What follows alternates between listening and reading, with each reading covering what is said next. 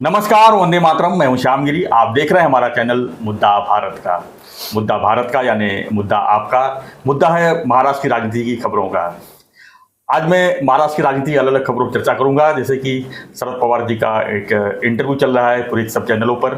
उन्होंने अजीत पवार के बारे में भी कुछ कहा है। अजीत दादा का, छगन भुजबल का पवार साहब से मिलना, फिर अजीत दादा की पत्नी सुनित्रा पवार का शरद पवार जी से मिलना, और बहुत चीज़ें जो है राजनीतिक संकेत दे रहे हैं कि 2024 जो चुनाव है विधानसभा का महाराष्ट्र का, बहुत कुछ होने वाला है। तो क्या क्या होने वाला है, क्या क्या हो सकता है, इसी पर हम चर्चा करेंगे। हमारे साथ में आज थत्ते साहब तो है ही, साथ में दयानंद नेने जी हैं जो राजनीतिक विशेषज्ञ भी हैं। हम इनसे चर्चा यही करेंगे कि महाराष्ट्र की जो राजनीतिक स्थिति इसमें बन रही है, अंदर क्या पक रहा है, यानी खिचड़ी क्या पक रहा है, इसी पर चर्चा करेंगे। सर एक करेक्शन करना पड़ेगा जी कि शरद पवार को मिलने नहीं गई थी सुनित्रा पवार, वो उनकी जो बहनी है उनको मिलने गई थी। पवार का कोई लेना देना नहीं उसमें, मोतीबाग में पेपर वालों ने ऐसा ही मैंने देखा, मतलब सोशल मीडिया जो घूम रहा है कि 1.5 घंटा उनसे बात की है पवार साहब से। झूठ है। उन्होंने खुद कहा कि मैं, वो क्या नाम अभी इस समय मुझे याद नहीं आ रहा है उनका, मगर उनके पास गई थी। शरद पवार का कोई लेना देना नहीं उससे। तो बाकी सवाल तो है, आप ले लीजिए। नहीं साहब, आप क्या कहेंगे कि जो इसमें राजकीय इसको चर्चा जो चल रही है इस समय महाराष्ट्र में, खासकर एनसीपी को लेकर बड़ा डमाडोल चल रहा है। अजीत दादा कहाँ किस तरफ रहेंगे, क्या होगा, क्योंकि चुनाव के लिए 2 या 3 महीना बचा हुआ है। ऐसे में जो स्थिति और परिस्थिति बन रही है, वैसे भी महायुति में अजीत दादा का जो स्थिति है कुछ ठीक ठाक नहीं लग रही है। एक सीट उन्होंने लोकसभा में जीता है और विधानसभा में वो चाहते हैं कि जो 40 उनके विधायक हैं वो चुन के तो आए ही, साथ में और भी लोग आए। उनका सबसे बड़ा सपना उनका मुख्यमंत्री बनने का जो एक सपना है। क्या लग रहा है कि 2024 में बहुत कुछ हो सकता है? देखिए, महाराष्ट्र विधानसभा निवडणूक के बारे में जब हम बात करते हैं तो, और अजीत दादा का रोल जी, तो अजीत दादा क्या कर सकते हैं ये अजीत दादा ही जाने, मतलब वे कोई दूसरा प्रेडिक्ट नहीं कर सकता है। अभी तक जो महायुति के बारे में मैंने जो कुछ लोगों से जो बात की है, महायुति के नेताओं से, तो जो मुझे मालूम पड़ा है वो ऐसा है कि उनका एक बेसिक फार्मूला क्या है कि जिसको जितनी सीटें मिली थी, मतलब अभी जितनी बीजेपी की 105 है फॉर एग्जांपल, अजीत दादा की 40 है, एकनाथ शिंदे की 40 है और 10 अपक्ष, तो वो ये सीटें वो जो जिनकी है उनको जाएगी, मतलब उतनी वो सीटें पक्की लड़ेंगे साथ में। तो ये लगभग हो जाती है 200 सीट, तो रहती है 88 सीट्स ऊपर की। तो उनको जो अभी बंटवारा आगे का जो करना है वो 88 सीट्स में करना पड़ेगा। और अगर वो फॉर्मूला, मतलब बीजेपी के जो आमदार है वो इन दो पार्टियों के डबल आमदार है, ऐसे देखें तो वो 88 का भी बंटवारा फिर 40 और 24 ऐसे ही होगा, ऐसे मुझे लगता है। तो मतलब भारतीय जनता पार्टी को लगभग 145 सीटें समझो लड़ने को मिलेगी और इन दोनों को 65 to 70 के बीच में सीटें लड़ने को मिलेगी। बिल्कुल बिल्कुल। ऐसे अभी उसमें एकनाथ शिंदे बार्गेनिंग में बहुत अच्छे, ऐसे मैं सुना हूँ। तो अगर एकनाथ शिंदे ने 5-10 सीटें और बार्गेनिंग से खींच भी ली तो उतनी सीटें भारतीय जनता पार्टी की नीचे आ जाएगी और एकनाथ शिंदे जी की बढ़ेगी, ऐसे मुझे मोटा मोटी में लग रहा है। सर आप क्या मानते हैं? नहीं, ये दयानंद ने बाप आदमी है, उनके पास इंफॉर्मेशन भी रहती है और उतना एनालिसिस भी पक्का रहता है। तो उन्होंने जो बोला वो उस तरह से महायुति में हो सकता है, वैसा मैंने सुना था। खाली शिंदे साहब ने बताया कि हम 100 के नीचे नहीं लेंगे, तो 100 के नीचे नहीं लेंगे। अगर वो बोल रहे हैं तो 100 के नीचे नहीं लेंगे, मतलब नहीं लेंगे। और बीजेपी को भी 100 से ज़्यादा नहीं देंगे, तो नहीं देंगे, क्योंकि उनको डर है कि इनको अकेले को बहुमत नहीं मिलना चाहिए। ये भी बात है उनकी। मैं एक इसमें छोटी सी जानकारी दे रहा हूँ, 100% कन्फर्म नहीं है पर कंफर्म तो है, मतलब मैं बोल सकता हूँ उतना मैं कॉन्फिडेंट हूँ कि मेरी जो सोर्स बता रहे हैं मुझे, भारतीय जनता पार्टी के जो वरिष्ठ है राम हनुमान दोनों, तो उन्होंने ये तय किया है लगभग ऊपर के लेवल पे कि नतीजा अगर महायुति के बाजू में लगा तो जिसके आमदार ज़्यादा वगैरह वो सब फॉर्मूला बाजू में रखा जाएगा, अगले मुख्यमंत्री एकनाथ शिंदे ही रहेंगे, ये लगभग तय है। और ये मॉडल जो बिहार का जो है, जैसे नीतीश कुमार के पास कम आमदार आए हैं पर उनको ही मुख्यमंत्री किया, वैसा ही चित्र महाराष्ट्र में होगा, ऐसे मेरे सोर्सेज बता रहे हैं। मेरे सोर्सेज भी वही बता रहे हैं, मेरे सोर्सेज भी वही है कि शिंदे साहब को भी कॉन्फिडेंस है कि वही मुख्यमंत्री रहेंगे, तो उसके बारे में कोई ये नहीं। सर, महाआघाड़ी के बारे में एक जानकारी इन्होंने जैसी इनकी दी कि कुछ सीटों का बटा, हाँ, महायुति का दिया, वैसा मेरे पास महाआघाड़ी का है। और उसके लिए मैं साक्ष्य निकालूंगा जितेंद्र आव्हाड की, कि जितेंद्र आव्हाड इसके ऊपर खुलासा करे कि 90-90-90 ऐसा उनका फॉर्मूला है। 270 9-27 270 18 बाकी रहते हैं, वो 18 इधर उधर करेंगे। छोटी छोटी पार्टियां भी उनको लेनी है, शेखा पकत्री को देना है, इसको देना है, उसको देना है, तो उसमें हो जाएगा, ऐसा उनका फॉर्मूला है। इनका फॉर्मूला ये दिख रहा है 100-100-100 और इनका कम, यानी 100 और 88 महायुति और 90-90-90 88 नहीं 50-60 ज़्यादा से ज़्यादा 20 जगह उनको भी छोटी पार्टियों को देनी है। जी जी। यस सर, ये आज शरद पवार जी का एक इंटरव्यू चल रहा है जो काफ़ी लंबा है और काफ़ी एक्सक्लूसिव है, तो जो इंटरव्यू है उस पर देखते हुए जो उन्होंने अजीत दादा के ऊपर कहा है, तो ऐसे में क्या लगता है कि अजीत दादा के ऊपर वो अजीत दादा के बगैर अधूरा लग रहे हैं या अजीत दादा को उनकी ज़रूरत लग रही है? क्या उनको ऐसा लग रहा है कि आज नहीं कल तो एनसीपी हमारी ही है? ऐसा सर, कैसे है ना, सवाल कौन और क्या पूछता है उसके ऊपर अनेक बार उसका उत्तर आता है। उनको सवाल ही ऐसा पूछा गया कि अजीत दादा के लोग जो हैं वो आपके प्रति आकृष्ट हो रहे हैं, और ऐसा एक जनधारणा भी हो रही है कि अजीत दादा भी खुद वापस आ सकते हैं, आना चाहते हैं, तो क्या ऐसी स्थिति में आपकी भूमिका क्या रहेगी? अब ये पॉजिटिव स्टेटमेंट उनके सामने रख दिया गया कि अजीत दादा आना चाहते हैं। उन्होंने नहीं बोला कि अजीत दादा आना चाहिए, इसका मुझे कोई है। उन्होंने बोला पहली बात तो यह है कि अजीत दादा और मेरा जो घरेलू नाता है वो अभंग है, उसमें कोई दिक्कत नहीं है। पॉलिटिकली जो है अजीत दादा के बारे में अगर डिसीजन लेना है तो वो मैं अकेला ले नहीं सकता। हमेशा हमारी पार्टी में जो हमारी हाईकमांड है, जो सीनियर से हमारे जो कलीग्स हैं, उनके साथ चर्चा करते हैं। तो अजीत दादा के बारे में भी कोई जो निर्णय होगा मेरा नहीं होगा, हमारे पार्टी के हाईकमान का होगा। तो उन्होंने बड़े चालाकी से उत्तर दिया कि हाँ भी रखा और ना भी रखा, मर्जी तो उनकी चलती है, ये सबको मालूम है। मगर अगर उनको लेना है तो शरद पवार जी ने अपने सभी सहकारियों को भी उसमें इन्वॉल्व कर लिया, ये सामूहिक। मगर ये भी पॉजिटिव सिग्नल भी दिया, ये पॉजिटिव सिग्नल भी दिया, अगर वो आना चाहते हैं तो he is welcome by all, not by me. मेरा अकेले का नहीं। और उन्होंने ये भी सब यही बोल दिया कि हमारा घर का तो नाता ही है, वो कहाँ जाएगा, मतलब वो सॉफ्टनेस भी दिखाया। सर, उन्होंने सभी सवालों पर ऐसे बुद्धिमान जवाब दिए, आज मैं बहुत निहायत उनके ऊपर फिदा हो गया।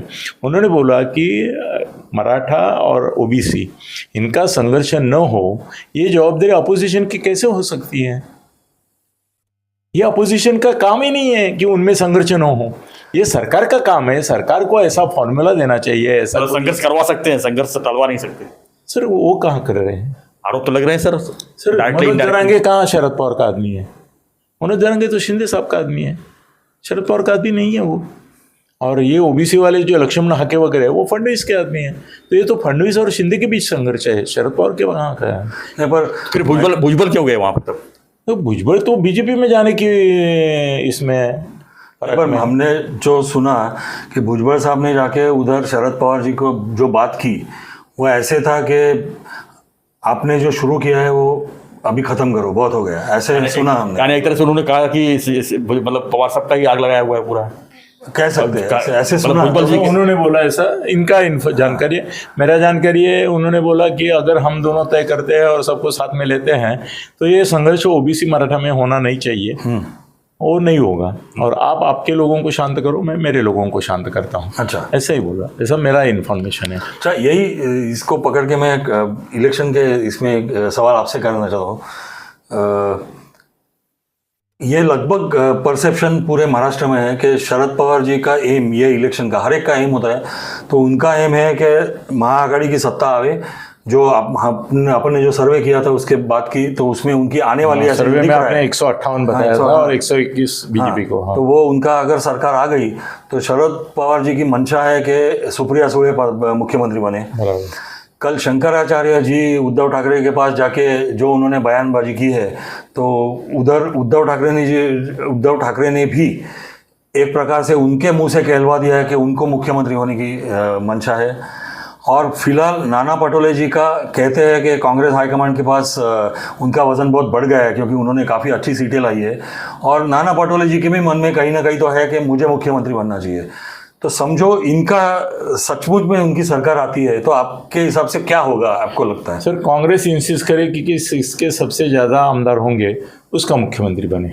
अच्छा, ऐसी स्थिति 2004 में आई थी जब राष्ट्रवादी के 2 ज़्यादा थे। हाँ, मगर उस समय शरद पवार ये भूमिका में नहीं थे कि अजित पवार बने, बराबर। या आर पाटिल भी बने। इसके लिए उन्होंने बोला कि अपक्ष किसके साथ है, हाँ, कांग्रेस के भले 2 कम है मगर 20 अपक्ष उनके साथ है, तो उनका बनाओ। ओके। और इनको नहीं बनने दिया। हाँ। तो यहाँ पे ऐसा कुछ नहीं करेंगे वो। और कांग्रेस के और शरद पवार और ठाकरे के इसमें अंतर बहुत रहेगा, बहुत जाएगी आगे कांग्रेस।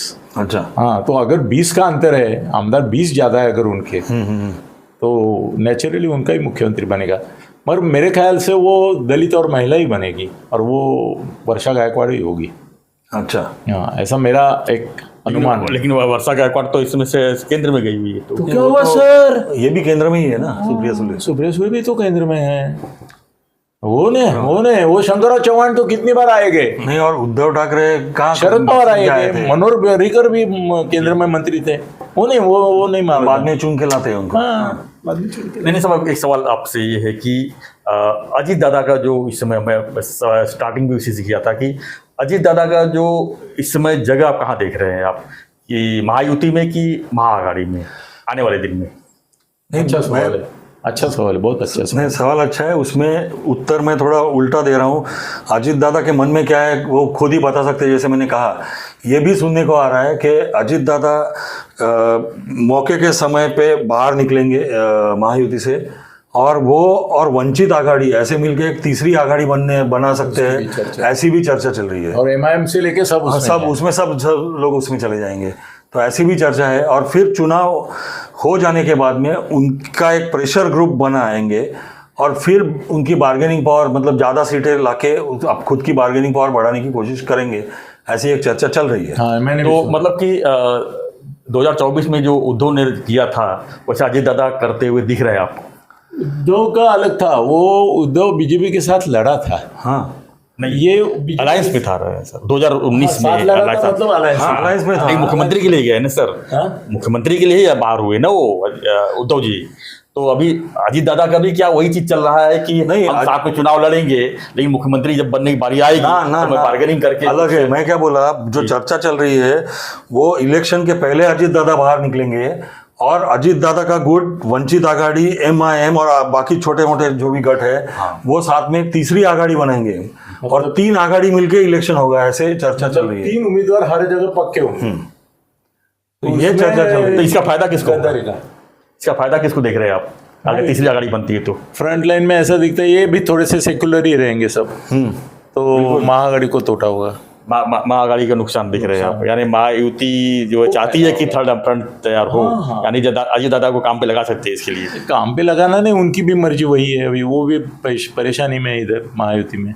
और जो सहानुभूति है शरद पवार जी के पास में अभी, वो डिफ्लेक्ट हो जाएगी अजीत दादा अगर बाहर निकल गए तो। अभी सहानुभूति का रिस्पांस क्या आता है? गुस्सा। किसके खिलाफ? तो महायुति के खिलाफ। तो अगर अजीत दादा महायुति से अलग हो जाते हैं तो गुस्सा डिफ्लेक्ट हो जाएगा, किसी और कम हो जाएगा। आज की तारीख में गुस्सा है लोगों का, वो शरद पवार के सहानुभूति का है। यस। तो लोकसभा में आप सहानुभूति का असर था कि कुछ और था कि जो सीटें ऊपर नीचे हुई, यानी महायुति कम हो गई, महाआघाड़ी अचानक बढ़ गई, 30 सीटें ज़्यादा? गुस्सा 80% था, सहानुभूति 20% थी। और अब क्या देख रहे हैं विधानसभा के लिए? अभी उल्टा है कि गुस्सा 20% रहेगा जाएगा।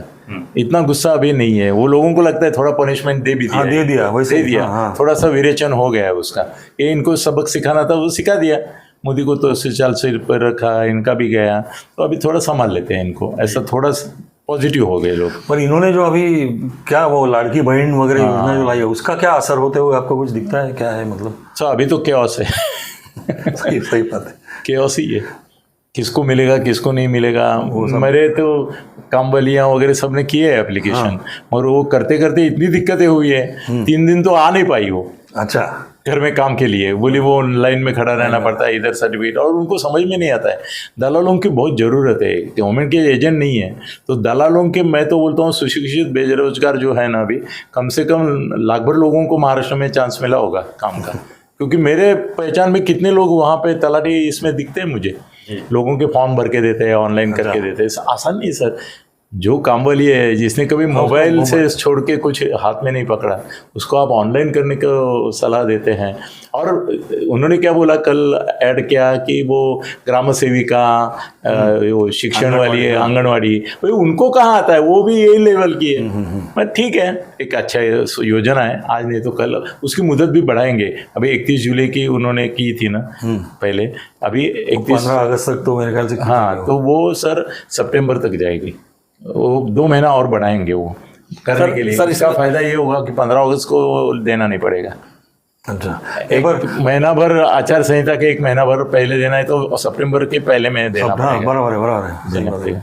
Yes sir. इसमें सर एक चीज़ और देखने को मिल रहा है, अगर जितने महिलाएं सब लाइन में खड़ी हो रही है, जैसे जिसको इसका लाभ नहीं मिलेगा, जो वंचित रह जाएगा, उसका नेगेटिव असर भी तो नहीं पड़ेगा? पक्का होने वाला है। जिसको नहीं मिलेगा वो खिलाफ ही जाएगी। और कितने लोगों को मिलेगा? मिलने वालों की संख्या कम रहेगी, बहुत कम रहेगी। मेरे ख्याल से 70-30 का असर पड़ेगा।